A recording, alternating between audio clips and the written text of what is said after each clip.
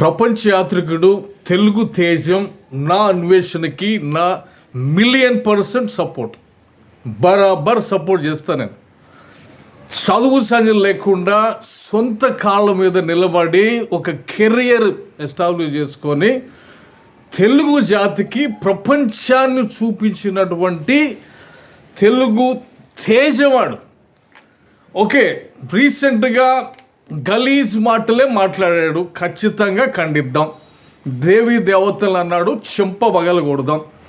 థాయిలాండ్లో ఉన్న నా ఫ్రెండ్స్ చెప్తున్నా, వాడు దొరికితే మాత్రం కొట్టండి అని చెప్తున్నా. కోపం తగ్గాలి కదా, కోపం తగ్గాలి కదనే, మనకి ఇంకేం లేవు కదా.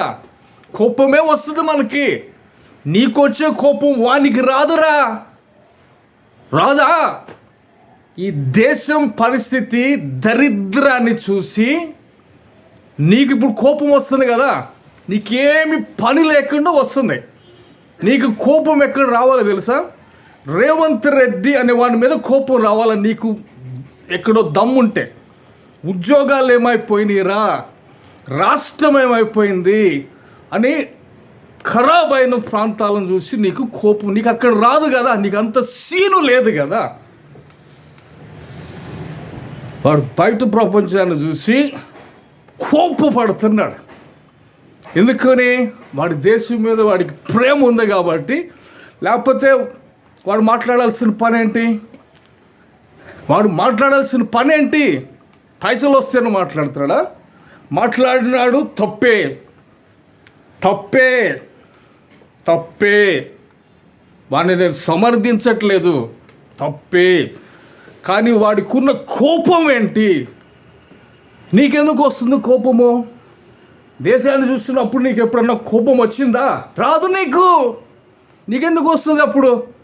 రోడ్ల పరిస్థితి, వాడవాళ్ళ గురించి మాట్లాడుతున్నాడు కదా, రేపులు జరుగుతాయి అని చెప్పి. అఫ్కోర్స్ అన్ని దేశాల్లో జరుగుతుంది రేపులు, కాదంటలా. కానీ వానికి ఎందుకు వస్తుంది?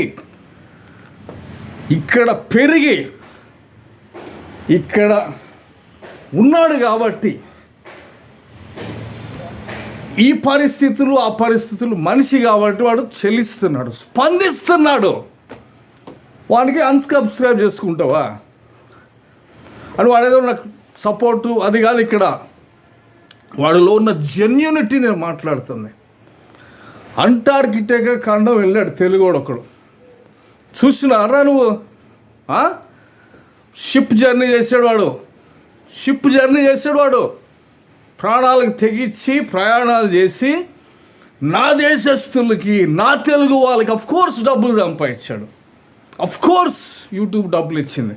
వాడు కష్టపడ్డాడు కాబట్టి సినిమా వాళ్ళకి డబ్బులు ఇట్లేరా నువ్వు ఇవ్వట్లేదా? మనము టికెట్లు కొని పోతాం కదా. వాళ్ళు లోకల్ గాళ్ళు, వాళ్ళు. వీడు రియల్ హీరో వీడు. అఫ్కోర్స్ వాడన్న మాటలన్నిటి నేను సమర్థించట్లా నేను, no. But I'm still saying, వానికున్న కోపం ఏంది? నీకు వస్తున్న కోపం ఎందుకు వస్తుంది? ఆలోచించినావా? కోపపడాల్సిన వాటి మీద కోపపడాలా, అర్థమవుతుందా? కోపపడాల్సిన వాటి మీద లెక్కలు తీయాలా. మత పిచ్చి పట్టి మనం ఉన్నామా? మతం అనేదాన్ని అందరు గౌరవిస్తారు, ఓకే. బట్ మతం ఒక్కటే.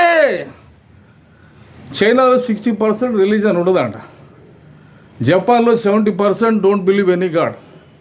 అంటే దేవుడు నమ్ము అది కాదు నా పాయింట్. ఇక్కడ నేను మాట్లాడేదేమంటే వాటిని ఆడు చూసి ఏమిరా మన దౌర్భాగ్యం, ఏమిరా మన దేశ దౌర్భాగ్యం ఏమిరా అని వాడు దొర్లాడు నోట్లో. ఉరేస్తావా? ఇక నీ మనస్సాక్షి వదిలేస్తున్నా. Thank you so much.